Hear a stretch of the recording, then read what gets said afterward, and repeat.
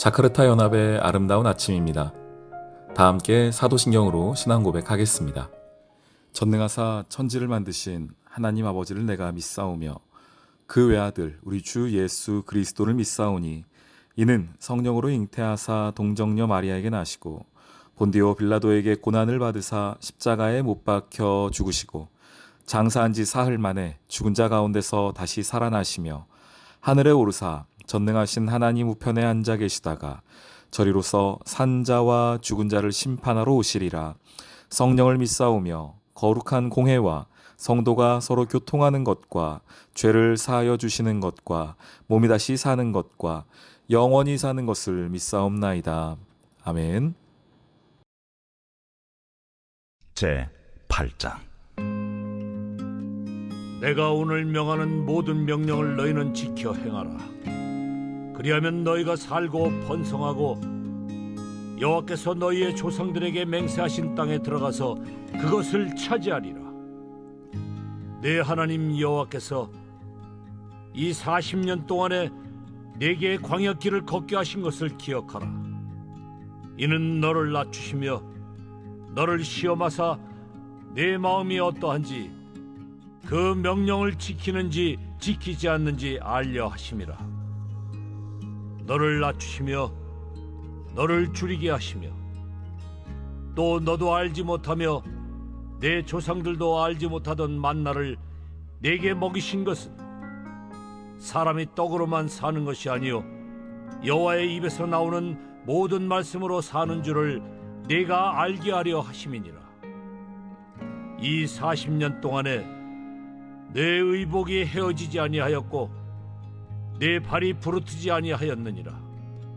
너는 사람이 그 아들을 징계함 같이 내 하나님 여호와께서 너를 징계하시는 줄을 마음에 생각하고 내 하나님 여호와의 명령을 지켜 그의 길을 따라가며 그를 경외할지니라.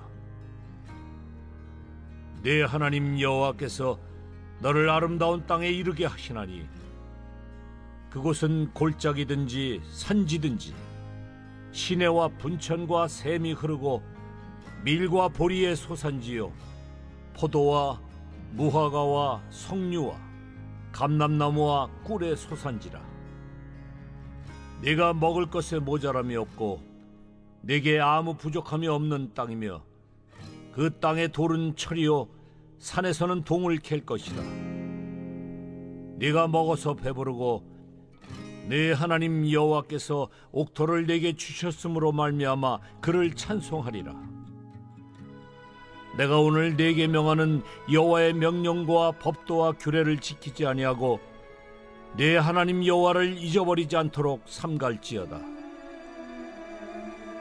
네가 먹어서 배부르고 아름다운 집을 짓고 거주하게 되며 또 내 소와 양이 번성하며 내 은금이 증식되며 내 소유가 다 풍부하게 될 때에 내 마음이 교만하여 내 하나님 여호와를 잊어버릴까 염려하노라.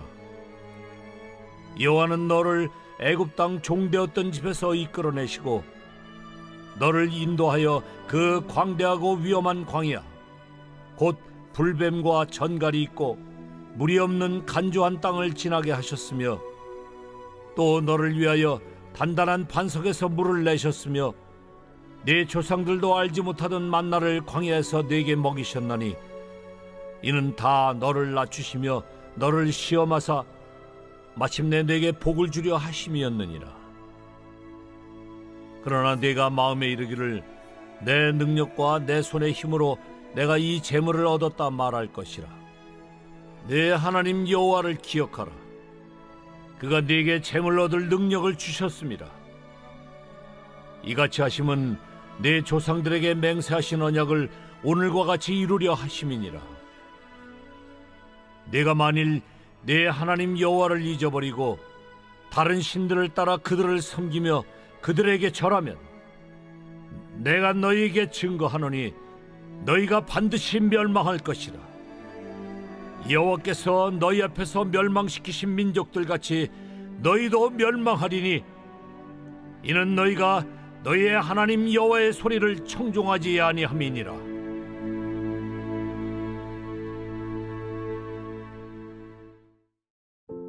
샬롬, 자카르타 연합의 아름다운 아침 1월 22일 월요일입니다. 오늘은 신명기 8장 말씀을 함께 보도록 하겠습니다. 신명기 8장에서는 하나님께서 이스라엘 백성들이 왜 광야를 걸어갔어야 하는가, 물론 그들이 40년 전에 하나님의 말씀을 불순종하였던 그 사건, 그래서 하루를 1년씩 하여서 그들이 헤맸던 이야기들도 있으나 어찌 보면 하나님이 광야를 걷게 하시는 조금 더 근본적인 이유를 말씀하고 계십니다. 오늘 말씀 8장 2절 보시면요, 내 하나님 여호와께서 이 40년 동안에 내게 광야길을 걷게 하신 것을 기억하라. 이는 너를 낮추시며 너를 시험하사 내 마음이 어떠한지 그 명령을 지키는지 지키지 않는지 알려 하심이라. 너를 낮추시며 너를 줄이게 하시며 라고 말씀하세요. 두 번 반복되는 말이 있었죠. 바로 낮추심입니다. 광야 생활을 통하여 하나님께서 이스라엘이 배우기 원하셨다는 게 있습니다. 그게 뭐냐? 바로 낮아짐이라는 겁니다. 이스라엘 백성들이 높았었나요? 그들이 노예였는데 높아질 게 뭐 있었겠습니까? 이들이 높아져봤자 또 얼마나 높아졌겠습니까? 그런데 하나님이 요구하시는 것이 있었어요. 계속해서 강조드리지만 하나님은 이스라엘 백성이 출애굽하여서 가나안 땅에서 새로운 백성, 새로운 하나님의 나라를 건국하여 그 나라에서 하나님의 백성, 하나님의 사람으로 살아가기를 원하셨습니다. 그때의 그들에게 요구되는 한 가지는 하나님을 향한 순종이었지요. 특별히 그들에게 주어진 그 말씀에 대한 순종이었습니다. 그것이 이스라엘 백성이 살아가는 매우 중요한 요소였고, 어찌 보면 하나님이 단 하나의 조건이라고 말씀하실 정도로 그것은 그들의 삶에 너무 중요한 조건이었습니다. 기준이었습니다. 그런데 그 말씀 앞에 설 때에 중요한 기준이 있습니다. 그것은 무엇이냐면 바로 나의 낮아진 마음이에요. 그 말씀이 하나님의 뜻과 계획이 나의 생각과 나의 계획보다 훨씬 더 완벽하며 완전하기에 내가 다 이해되지 않는다 하더라도, 내가 다 수용할 수 없다 하더라도 그 말씀 앞에서 나의 삶을 낮추는 그 작업이 필요했습니다. 하나님이 그 40년 동안 이스라엘을 광야길을 걷게 하시면서 하신 작업이 이거라는 겁니다. 너를 낮추시며 라는 거예요. 가끔 우리가 삶을 살면서 신앙생활에 나가면서 그렇게 말할 때가 있습니다. 아, 참 요즘 내 삶이 광야와 같다. 요즘 나의 삶이 내가 어떤 광야에 들어간 것과 같다. 이때의 광야는 아마 대부분의 분들이 내가 그동안 겪지 못하였던 삶의 어려움일 것입니다. 갑자기 다가온 경제적 혹은 가정의 혹은 자녀의 나의 건강상의 어떤 문제들, 그래서 우리가 그 시간을 우리가 광야라고 표현하고 있을 것입니다. 하나님께서 그것을 주시는 이유가 있다는 겁니다. 무엇입니까? 너를 낮추시며 라는 거예요. 그래서 여러분 삶에 광야가 찾아왔나요? 여러분 삶에 갑자기 찾아온 어떤 광야에 들어섰습니까? 그러면 여러분 꼭 기억하셔야 됩니다. 아, 내 마음이 나도 모르는 순간 높아졌구나. 나도 모르는 사이에 내가 내 생각을 하나님의 생각보다도 높여놨구나.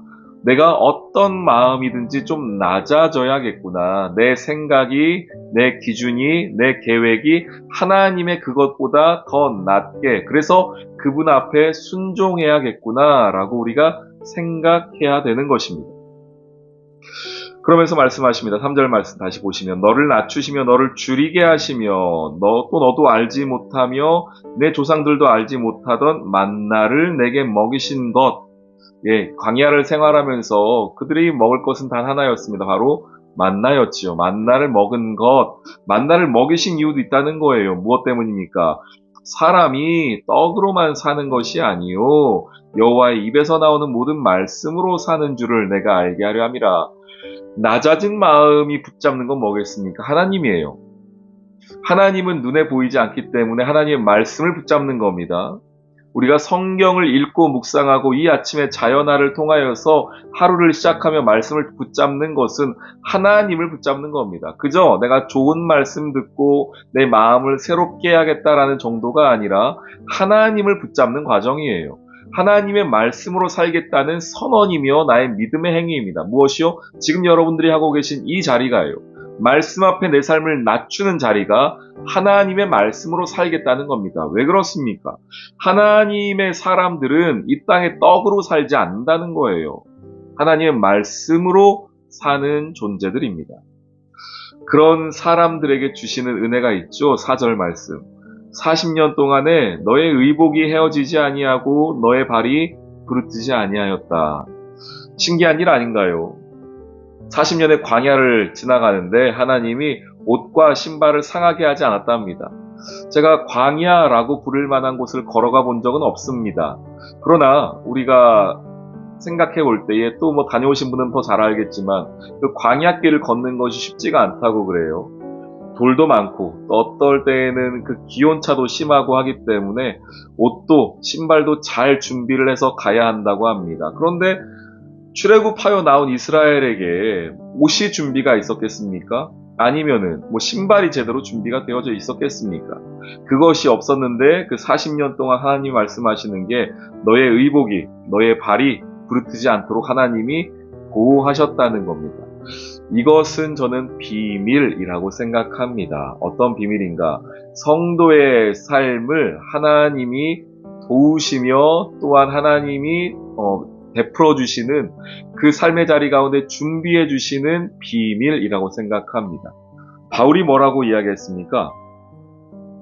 빌립보서 4장 12절 13절 말씀에 나는 궁핍함으로 말하는 것이 아니다. 내가 어떤 형편에든지 자족하게 되었다라고 말하죠.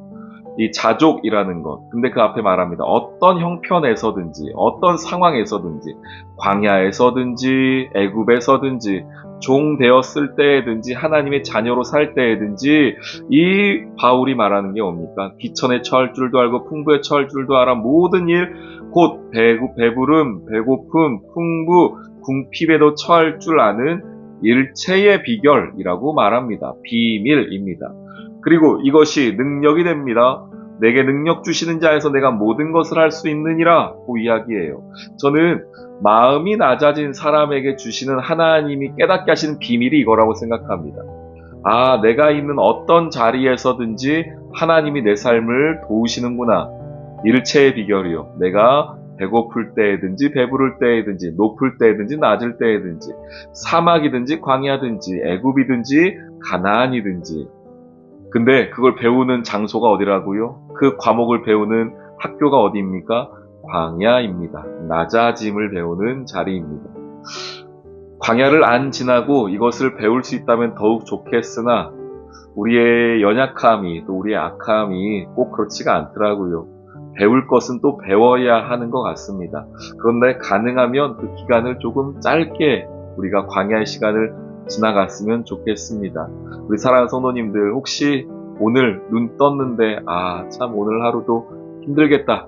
오늘 하루도 광야 같겠다 라고 생각하신다면 하나님이 어떤 일체의 비밀을 내 삶에 하나님이 함께 하시는 그 비밀을 가르쳐 주시기 위한 낮아짐의 과목이 진행됐구나 라는 것을 잊지 않고 오늘 하루의 삶을 통하여 하나님께서 허락하여 주신 내게 능력 주시는 자 안에서 내가 모든 것 할 수 있다고 말한 이 바울의 고백을 할 수 있도록 오늘의 그 광야를 힘을 다해 걸어갈 수 있는 저와 여러분 되기를 주님의 이름으로 축원합니다.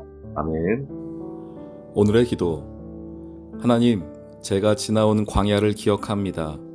때로는 힘들었고 가슴 아팠고 무너졌던 때였지만 광야의 방황과 아픔으로 인해 하나님의 은혜를 더욱 사모하게 되었고 은혜로 살아가는 방법을 터득할 수 있었습니다. 주님, 제게 주신 인생의 광야에서 하나님을 발견하게 하시고 낮아진 마음으로 하나님을 의지하고 주님께 맡기는 삶을 살게 해주세요. 오늘도 하나님의 은혜를 구합니다. 예수님의 이름으로 기도합니다. 아멘.